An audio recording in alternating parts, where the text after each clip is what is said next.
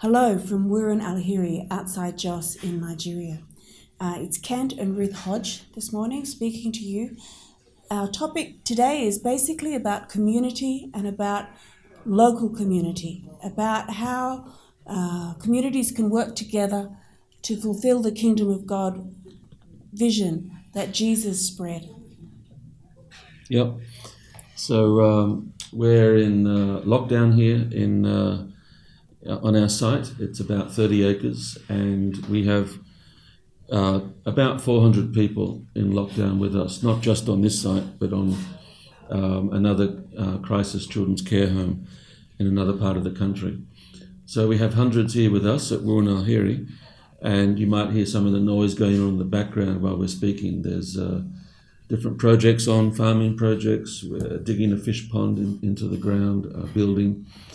And so a lot of people are happy. We're enjoying our time together here. So Making good use of the time. yeah, and so we're excited. We're looking forward to a relaxation of the lockdown, so people can eat and people can get to hospitals and get treatment for serious diseases.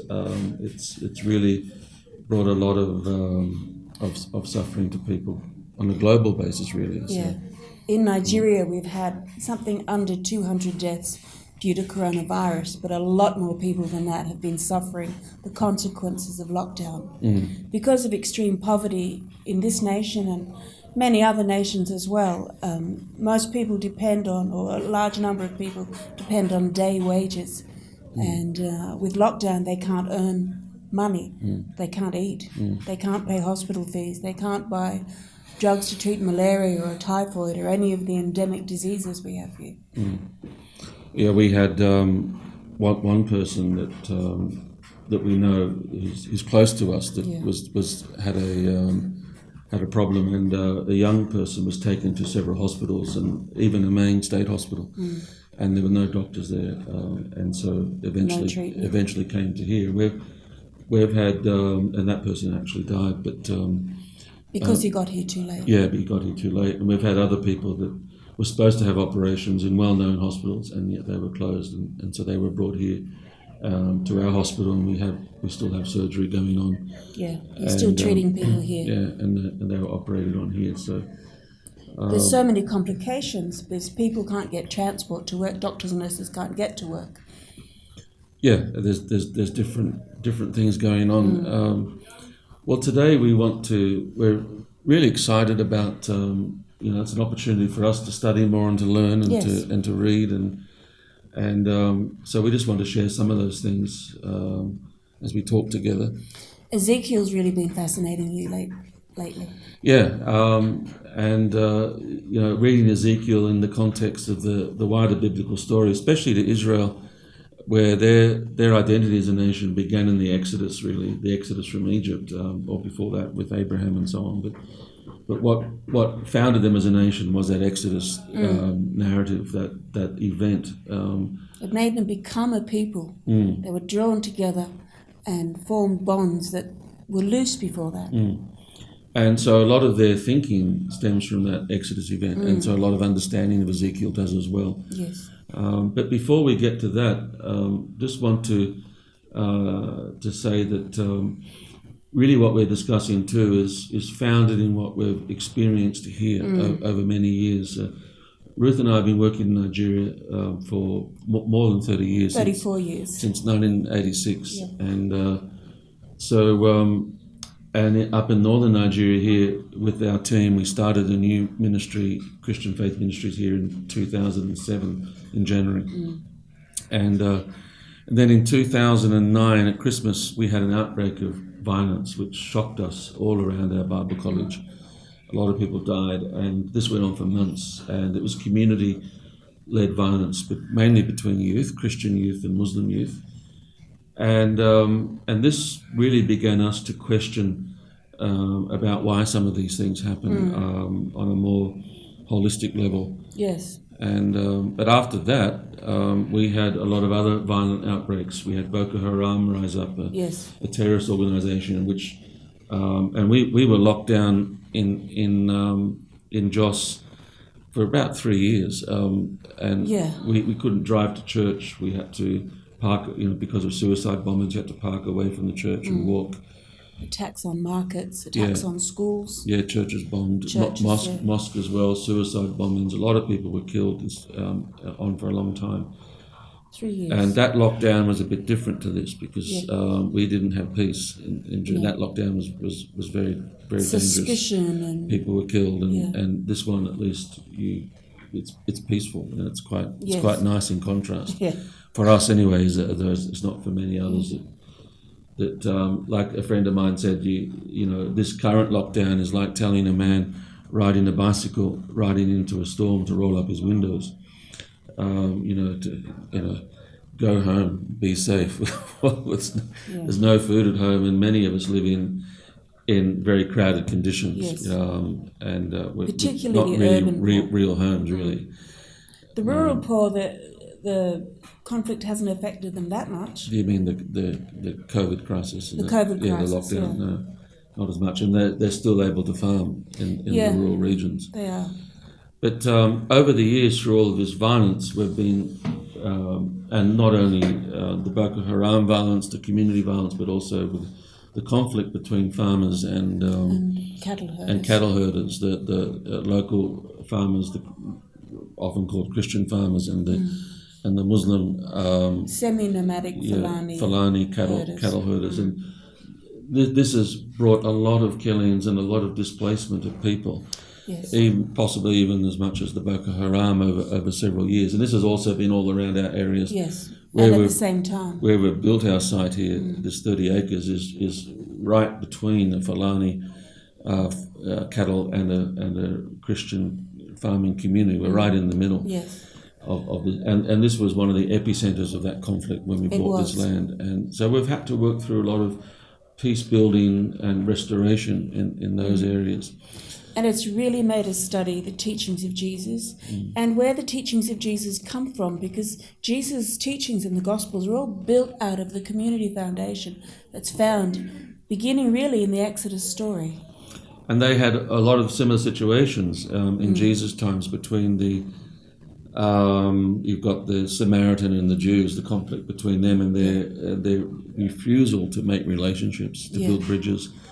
And between the Romans. To care for each other, and that also, that whole sort of globalism narrative. Yeah, the empire which was oppressing them, unjust taxation, unjust collaboration, all of these things were going on, which we can really identify. And do you side with Rome, or do you side with a more nationalistic narrative, Boris Johnson or Trump, or all of these issues were sort of, they were looking for answers, and they often searched in the wrong places. Yes. And often their answers were the same answers that people find here: violence. Let's look after our own. Let's defend ourselves. Let's buy guns. And a lot of the narrative really wasn't along these racial or religious lines. Even it was more along rich and poor. A lot of it and was. a lot of it is today too, where this division is sort of created in a sense, or at least fed into as a diversion from the real interest, and that we're not looking after the poor. We're not building local community, but we're extracting wealth, and we're building our bigger barns, the sort of things that Jesus spoke about. Yes. And that where the elite in Jerusalem really couldn't care less for others, and that's what led them towards the road towards Gehenna, or Armageddon, the book of Revelation calls it, the implosion, the destruction of the community. And so we've seen a lot of that. Yeah. And it's almost self-destruction. Yeah. But there's a lot of other forces feeding into it. Yeah, and it's not, so what we're seeing here is not just having a local sort of significance or relevance, it's global. These are global issues today. Yeah. You can see it. Once you identify it in a local community, you identify it in the biblical narrative, you can see it in a lot of other communities around. Yeah, and they talk about things like pandemics like Ebola, that the reason why the world became so interested in the Ebola outbreak in Africa was because it might spread. Yeah. To other nations. And not so much what was happening in Africa. But how it might affect what happens in one country affects the world, and that's the way the world is. And so And always has Yeah, been. and that's not just with pandemics, but it's with relationships, it's with peace, with it's with the economics. poor, it's economics, it's all of these Military, issues. yeah.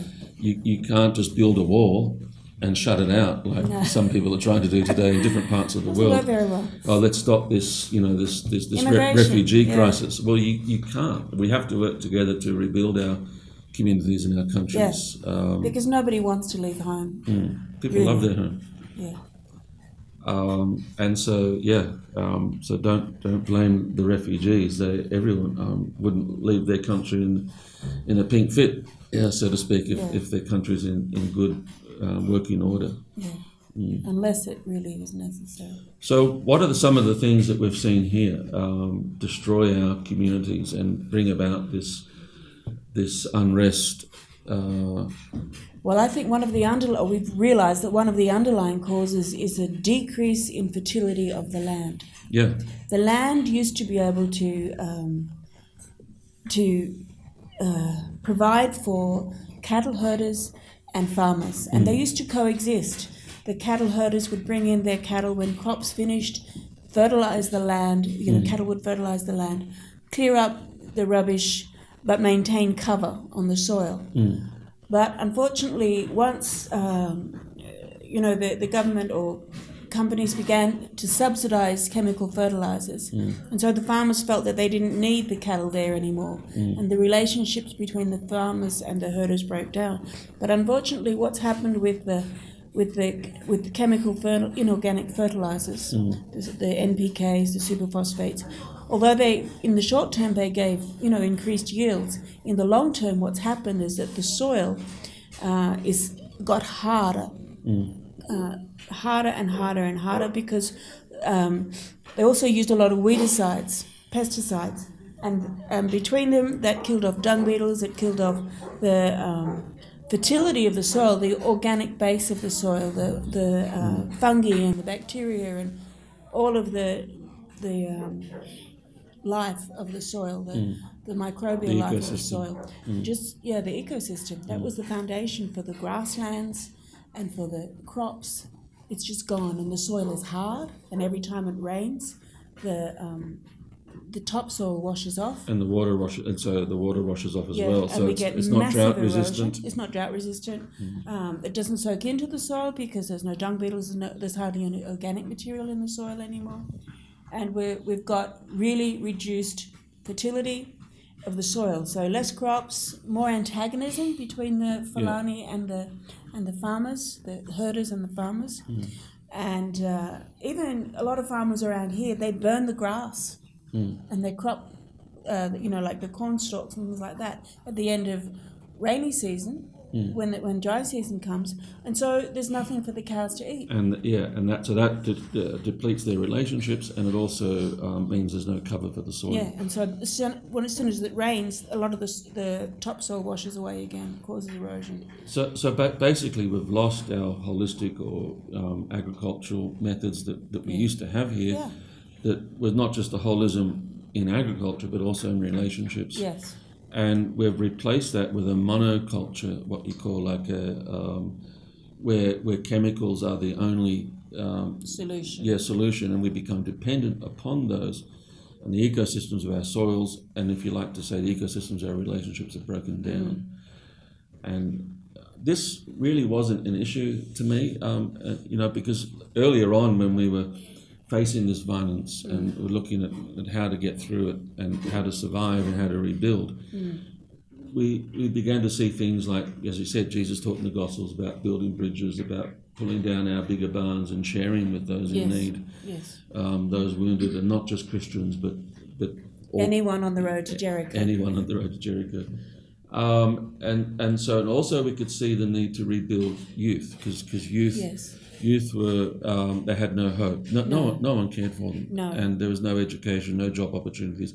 No. They bore the brunt of corruption, and not just local corruption, but global. There's collusion here globally in this corruption. So we can't just say, well, it's just these people's fault or someone else's. We're all in this. Yeah. So we could see the need.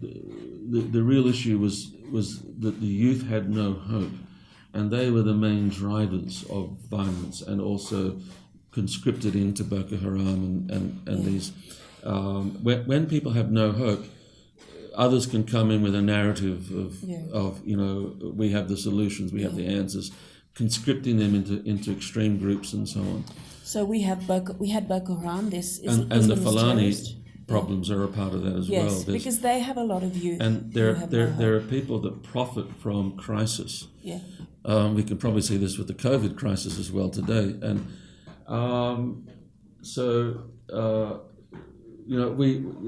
it's not conspiracy. It's just that we always remember, even as a school child, we worked out ways to profit off of others' misfortunes, and it's just it's human nature. It's human nature. Greed, it's all the usual things. So, yeah, we're talking about how to rebuild a community of care where things are not like that, and which is really a lot of what the gospel's about. Yes. But anyway, earlier on we saw these issues with youth and how to try to rebuild their relationships and their hope for the future, education, lots of things like that. So we do a lot of that. We have vocational training. We have computer centres that draw Muslim and Christian youth together. We sponsor a lot of children in schools. We have the crisis care children. Some of those are victims of Boko Haram terrorism. Some of them are victims. The most recent ones are victims of Fulani conflict. They've lost their homes and their farms and their parents. So we act like a free boarding school for these children, so they can get an education and give their families hope again. And paying school fees for children in schools, whether they're Muslims or Christians, these are orphans, and we've killed each other, and we've made orphans on both sides. And so it's not just Muslims killing Christians. And helping people, through medical situations, widows, to get loans, to get training for business training. things like this. This rebuilds the fabric. It takes away the bitterness of a society, and it rebuilds the fabric of community and restores peace. And so it's what the Bible calls atonement, which means to take away the evil. It's what the Good Samaritan did on the road to Jericho. There was an atonement there. The Levite and the priest were rushing to the temple to kill, to shed blood, and that was their vision of atonement. Yeah. And really, the temple became an extraction of wealth. It became one of the powers that really depleted community. The way it turned into with the it was meant to help, but any centralized form of control like that just tends to... It didn't work. No, it doesn't really work. So Jesus in the parable of the Good Samaritan was showing about atonement, in other words, caring for the sick, restoring the broken, and that was what dealt with what the enemy was doing, the evil, the devil, the bitterness and the hatred that was breaking down the community. The Good Samaritan was atoning for that evil, that brokenness, and rebuilding. So it's a beautiful idea, but I think those concepts in the Good Samaritan would have got Jesus into a lot of trouble. It looked like he was against the temple and because he was speaking of an atonement on a different level, which we get to a lot. We love to teach on this. It's really the atonement that the Jubilee speaks of, because the Jubilee in the Old Testament was about restoring the person on the road to Jericho. Who'd lost what belonged to their family earlier. There was an extraction of wealth, and this is a word that we want to use as we go on a bit to speak about this. And so Jubilee is about restoring the property, the slave, the economic viability of local community, and what was extracted through times of crisis or misfortune. And we're having that in the COVID crisis today. There's a lot of misfortune that we've talked about already. It's happened to a lot of lives, and all this will need to be restored through better economic policies going forward. But the thing about the Jubilee, as we've mentioned before, that if you look back in Leviticus, that the day of Jubilee was the Day of Atonement. And it's just such a beautiful thing. I used to see, and we'll talk about this more as we go back to Ezekiel soon, but I used to see these sort of teachings in the Old Testament as more of an occultic, ritualistic sort of level.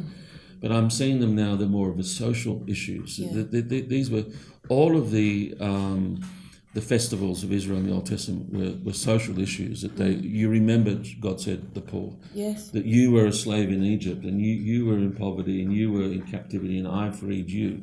Yeah. So all of the festivals of Israel were to remember that and to enact that and to pass that on to the widow and to the orphan. Yeah. So we wouldn't feel that we were superior, that we've come from the same roots. Yeah. We don't have religion has often been turned into this. We don't have some elite superiority status. sense of exceptionalism. Yeah. Where we go to war against our enemies and the poor nations, and we build walls against them and so on, which is all very opposite what God was teaching in the Old Testament. So the Jubilee was to be enacted on the Day of Atonement, which is a beautiful teaching that to restore the broken and the poor is an act of atonement. Yes. It's covering the evil, it's healing the wounds, it's healing the community society, which is really pushing the devil out, who gets into our hearts and gets the bitterness, they killed my father and so on. Yeah. And so this has to be restored in our communities, in our love for one another, in our rebuilding of the orphans' lives. Yeah, and the widows. Yeah. So we've seen all that, and this is God's wisdom. Yeah. His atonement, and it's just made so plain in we've been doing this. We live, but as you began to see that there are other things that we need to learn about local community, what's caused its brokenness, and how it can be healed. Yeah. And so it's been for me, it's a real step-by-step journey. Yeah. And it's still going on. We're still learning every day. Yeah, and we're excited about it. Yeah. But as I said, one of the things that I hadn't seen until recently is all this environmental stuff. And we always thought that was for the greenies. Yeah. And suddenly we've got quite a shock to realise. Well, I grew up in Sydney, and my father was, he was one of the directors of Pico Wallsend and big mining company, Ranger uranium mines, and we were digging up initially bauxite for aluminium, but also now, what's it called, for uranium. Yeah. For global nuclear power, nuclear power, and nuclear weapons. They were selling it ostensibly to Japan and Germany, which were peaceful countries after the war. Yeah. But I wasn't very popular at university in the 80s. It was very leftist, and this recent stuff about global warming, and I didn't really know how to respond to that. Yes.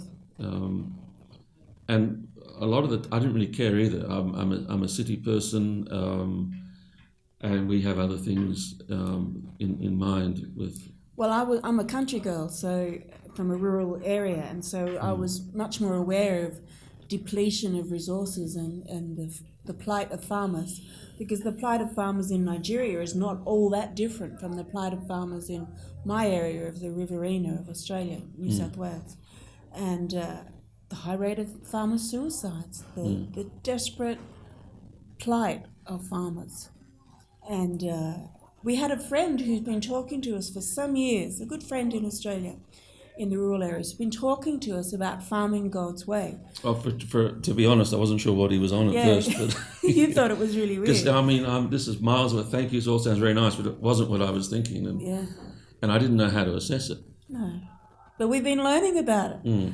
We've had a group from missions, a well-known missions group, come and teach them about our team on this farming, with no-till farming, with using manures and compost rather than chemicals, and our team here are really embracing it, and we're already seeing some of the results, and it's good. Yeah, and I think for me the change began to come because of all this conflict between Fulani and local Christian farmers, and we're told that it's entirely religious, it's entirely some Islamic conspiracy. But one of the most common things we've been asked for is money for fertiliser, because people can't afford fertiliser to grow their crops, and that's the way they've been taught to farm for the last 30, 40 years, and yet it's harming, the soils are getting harder. Everyone tells us that farming is less and less profitable. Where they used to get 12 bags off a plot of land, now they get 8 bags. And they can hardly feed their families. They can't afford school fees. They can't afford medical care. They can't even afford fertilizer for their new crops. And we've seen this everywhere, all through the north. We have mission stations in lots of rural areas, and they all tell the same story. Yes. There was one man called one of our pastors, Pastor David. He had a tremendous story to tell. Oh, amazing story. Where their 1,500 farmers, their soil had become so depleted by chemical farming that they couldn't farm there anymore. And so they were given access by I think it was the traditional rulers to virgin land, to cut down trees and to start farming in new land, a big area. And so they did that. They started farming in this new region where the soil was still good. And then also and they had certificates of ownership, of leasing, so they could use this new land. And then the Fulani cattle herders also gave money to which they thought was legitimate, to the local elders, indigenous elders, so that they could bring their cattle into those areas and graze. Certificates. And so they had paid their money, and so the farmers had planted all of this area. Then the cattle came in and ate it all, and so they both stood their ground as having their right. And so this, violence ensued from this, and then eventually the king. Yeah, who had collected money from both parties. Well, yeah, and so then our pastor David had to gather these 1,500 farmers together, and really bring in conciliation discussions with them and get to the root of it, which was the corruption of the elders. And but the root of it also there underlying all this was the decimation of the soils. Yes. And that their soils were no longer productive. That they were totally unprofitable. And no grass would go there for the Fulanis either. And more virgin bush has been destroyed. And we have been told that this is population growth that's caused this. That we need to, according to some conspirators, we need to cull the populations. Yeah. But their population's hardly growing because but it's not. Got no the issue here is not population; it's the destruction of our soils. Yeah. It's wholesale destruction, if you like to put it that way, of huge regions. This area can easily sustain this population without violence, without competition between farmers and graziers. If we rebuild those relationships between us and learn now how to get back to our soils and rebuild the ecosystems of these soils. The area where we live, it used to be forest. Yeah. And now it's, apart from the ones we planted, and a few others, there's hardly any trees around. And so the topsoil washes off.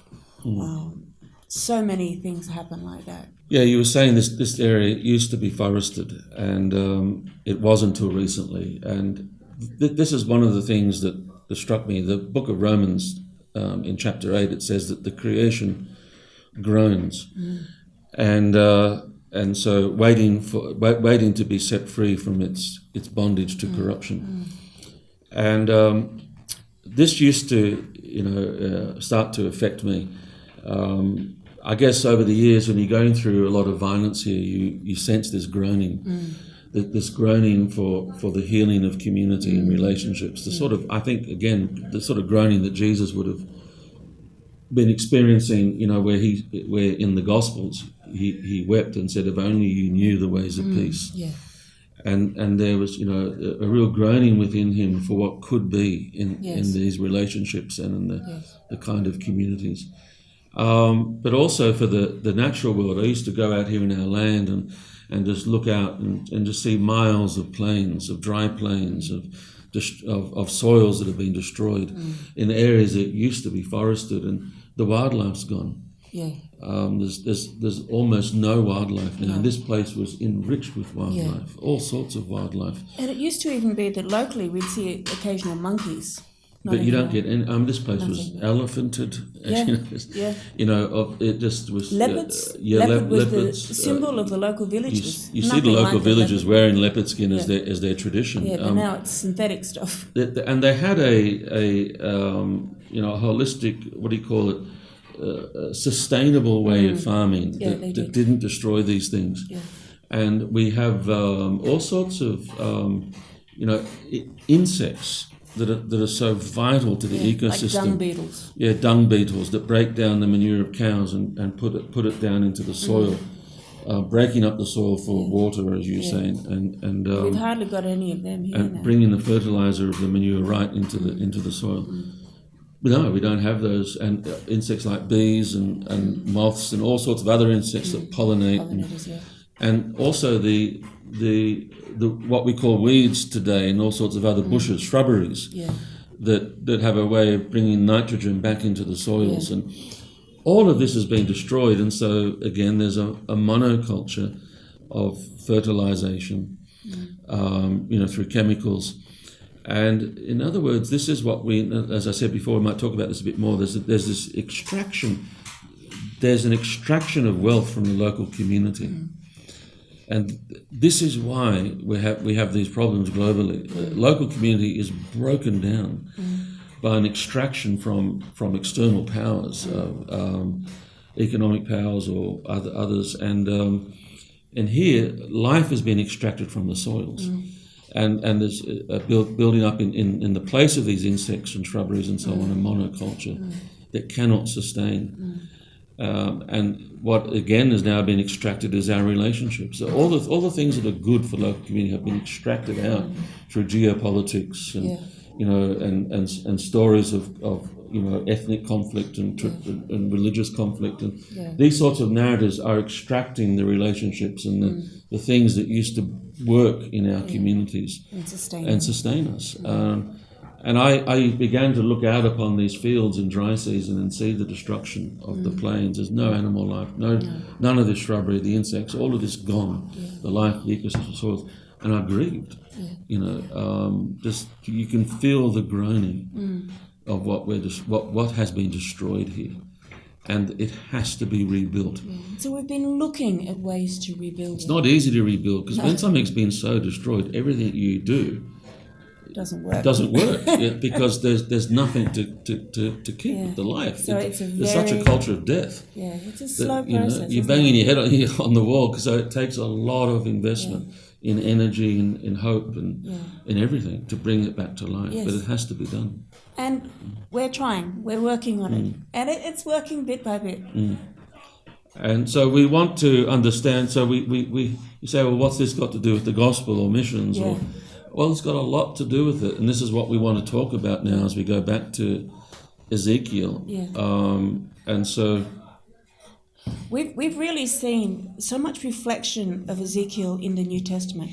I remember when what first brought me to Ezekiel was when Jesus stood up on John 7, the last great day of the feast, and said, out of your innermost belly shall flow rivers of living water, as the scripture has said. And I looked right through the Old Testament to find out where that was.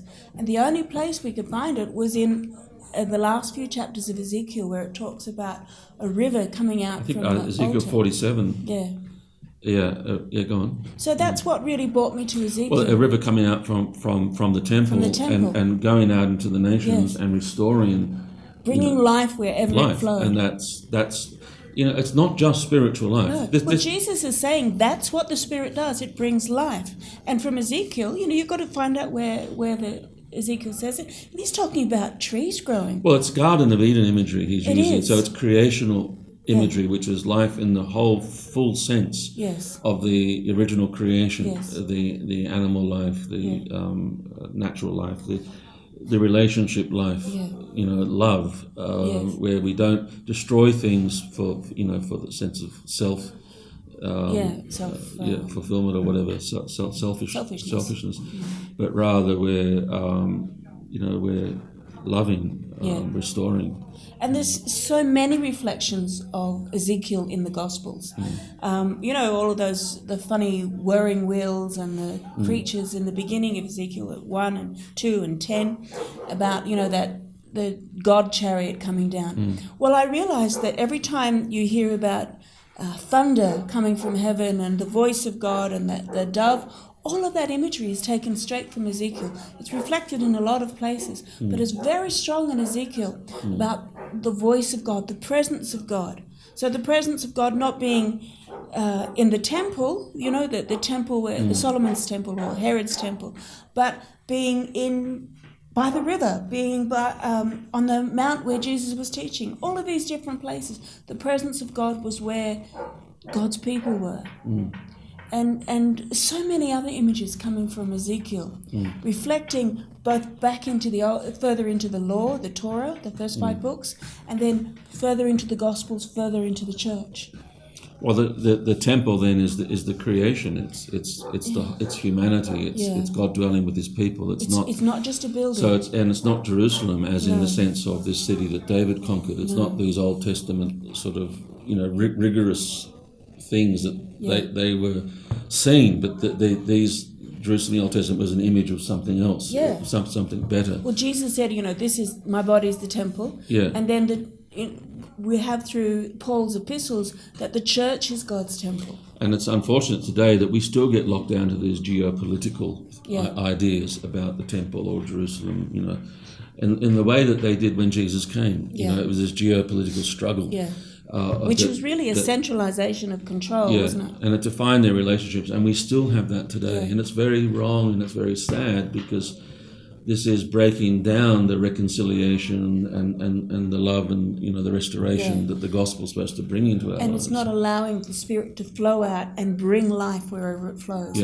Life in the physical sense, like the Garden of Eden, as well as the spiritual sense. They're all mixed. And politicians use this. They manipulate it for political advantage and so on today, and they trick us. But Jesus is supposed to be our politician, or to use that word. It's through Jesus. There's a different type of politics it's entirely. Through Jesus we can understand what it means. And Jesus is a politics of the table. So it's building a table. The Pharisees wouldn't have anyone at their table because they hadn't washed their hands properly, which was really greed. And or they had a bad background. It wasn't holiness at all. And so Jesus is, and so their way of dealing with the enemy was through weaponizing, exclusion, and so on. But Jesus is saying no, that the way we deal with the enemy is through loving, restoring, healing. It's building a table, not building a weapon, and so this is a whole different kingdom approach. My kingdom is not of this world. It's a whole different way of looking. Because the table is always a symbol of sharing. You invite people to dinner, you feed them, you encourage them. That's what it's all about. That's what the table's about. So what we want to do is have a look at Ezekiel today. Is the one of the central images in the book is about this temple. It's this beautiful image where we see in the latter chapters of Ezekiel where you see the tribes of Israel encamped around this is a new temple, it's a renewed temple. And the measurements of this temple don't equate with the temple in Jerusalem. No. They don't make sense in a temple in Jerusalem. And so these are symbolic. In other words, Ezekiel is an apocalyptic text, if we use that word, which means it's a form of, it's a genre, style, a genre of writing in the Old Testament, which is symbolic, and a lot of the intertestamental period they use this style of writing. Daniel used it as well. So it's not literal text. No. It's representative of kingdom themes and ideas, because we can't understand God's kingdom unless it's communicated to us on these cultic sort of ways, these temple imageries, these ritualistic sort of languages used. And so what this temple imagery is speaking of is, of course, the temple speaks about reconciliation. It talks about restoration of relationships. And with so God and with each other. And so this is all fulfilled on the cross. So you get this vertical restoration relationship between us and God, and you get a horizontal restoration. So this is about life. It's social. It's love. It's healing. It's caring. It's community, and that's really what it's speaking about. So when you see the 12 tribes encamped around the temple, it's this beautiful image, and it's only in, I think, recent times that I've started to understand it in the way we want to talk about today. But it's talking about local community. It is. And so it's, in other words, that encamped around the temple means that we're encamped around the love of God. And so there isn't any central control or central power. Yeah. The central power is God. It's not a king, it's not an emperor, it's not some monopoly, economic monopoly. It's not communism or capitalism or any of these sorts of powers, fascism or anything like that. But the central power is God, which means his love. Total benevolence. Yeah. And this love, in through the image and likeness of Christ, the new heart of the new, which Ezekiel speaks about, a new heart I will give them. Yeah. Jeremiah, I'll take out the heart of stone and put in a heart of flesh. So this is the new temple. And this heart, the heart of Christ coming into us now renews our relationships. Yeah. And the 12 tribes speaks of 12 different communities, just like it did in the book of Exodus when you read that the tabernacle was in the middle and 3 tribes on this side, 3 on that side, 3 on that side, and they didn't have a king. They didn't have central government. And so Ezekiel is drawing on this tabernacle.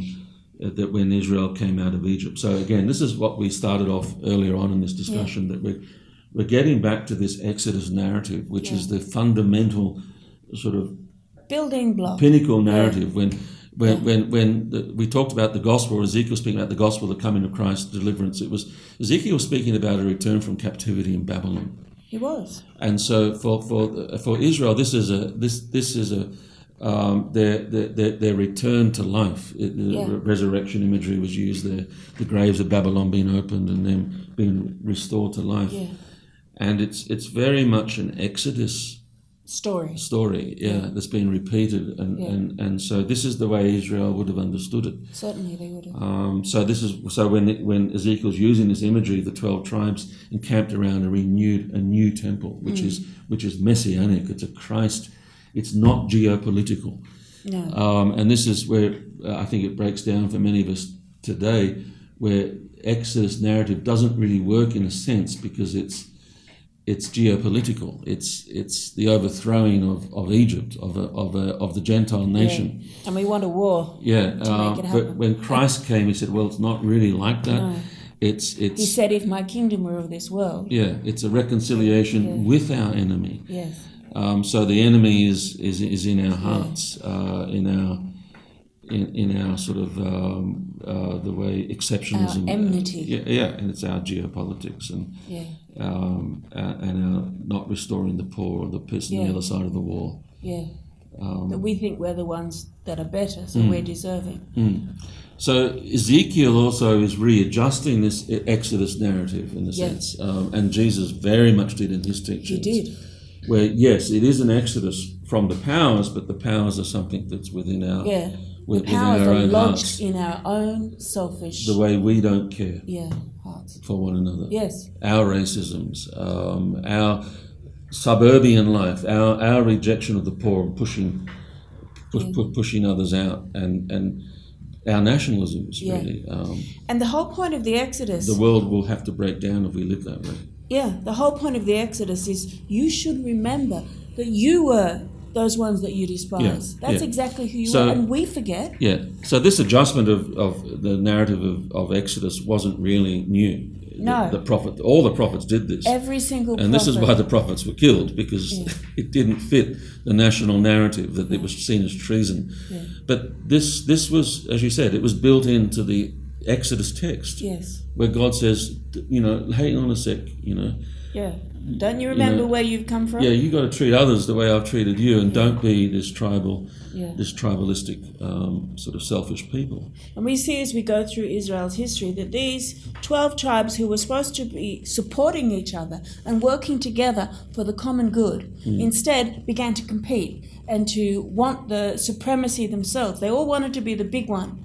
And this is where everything breaks down. And this is really getting back to Adam and Eve in the garden. When they saw that the tree was, would be to enhance their self. This self-enhancement, it just poisoned humanity. And it just breaks down everything that God is doing in our creation. So this is what Jesus wants us to see. So what we need to, one of the things we need to learn from this Ezekiel narrative, from the Exodus story, is that when we centralize power and try to accumulate power to ourselves, you get corruption. And we know that's happened in every empire, every government, from communism to the Roman Empire, way back to the Chaldean Empire, the Egyptian empires. It's always the same. So how do we cooperate? Well, it comes down to economics, and we can't talk about these things because economics is a part of community. It has to be. It's not like it's something we shouldn't speak about as not spiritual, or whatever. But you have to understand. Look at this economically.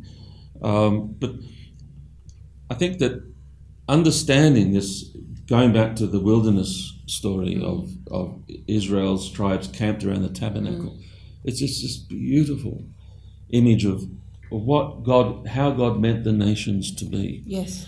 And so, as I said before, I used to understand this just as a cultic what I mean is a ritual narrative, blood sacrifice and so on, which were all speaking about the reconciliation of our relationships. But you have to, I think, understand this Israel camped around the tabernacle, what it means in the context of the story, and what it would have meant to Israel when they came out of Egypt. Because, as you were saying, in Egypt you've got this centralization of power. You've got this king, this emperor, who's extracting, wealth and life and vitality, enslaving, extracting from everyone else to build up his centralism, his central power. And so you've got this pharaoh, this dictatorship, and so God brings them out of that situation and says, well, we're going to have a decentralization. We're not going to have this centralization of power anymore. We're going to have 12 tribes living as communities. And the central power is God, which God unfolds his nature in the law and the Torah as one of Jubilee, as Sabbath.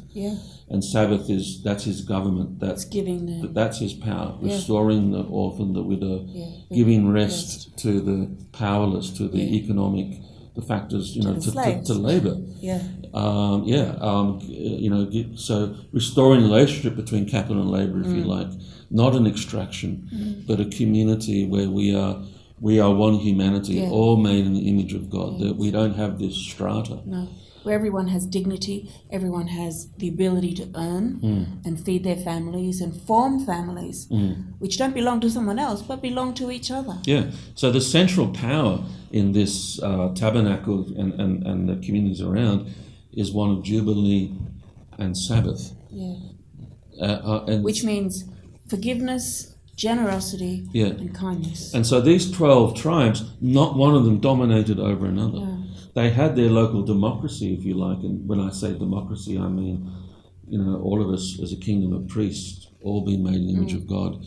And so each of these tribes had their local community. And there was not an extraction or a domination of one over the other, and they all helped each other in love to build their local communities, none dominating over the other. And this is the type of world that we need to have today. Yeah, wouldn't it be great? Because in our where we are here today, we see an extraction. for centralized powers as an extraction of soils, extraction of life in our soils that we've talked about, so that global companies can make money from pesticides and fertilizers. Yeah, and fertilizers, and stuff that people even can't seed afford. is sold now. Yeah. They own seed, so there's this extraction of what should be locally owned. Yeah. And so what we need is democracy coming back, and this is why we've had this Boris Johnson and Trumpism and so on, because they've felt a lack of local democracy. There's been a globalization, and people have felt disempowered locally. But it's not going to work that way, because it's going to build walls and nationalisms and so on. But okay, you're talking about the Trump and the Boris Johnson keeping out immigrants, keeping out. Yeah, I think that local people feel disempowered in the face of globalism. They feel like they're losing their local autonomy. So they elect someone who's a strong figure. Yeah, who's promising like to restore, but it's not working, because these people are really holding to the elite. Yeah. With the global elite and the elite within that nation, and there's promises to restore local community, and to some extent that may be happening, but the global economic powers are still intact. Yeah. We have bigger monopolies have grown, like Gates or Amazon. Oh, yeah. Okay, that's and grown. Even industrial communities can shift industry around the world. Toyota can say, okay, we're shutting off here, and how many thousands put out a job overnight. Well, that's economics, and or we're closing that coal mine down or whatever else. And so there's this still large scale desertion of local community. Yeah.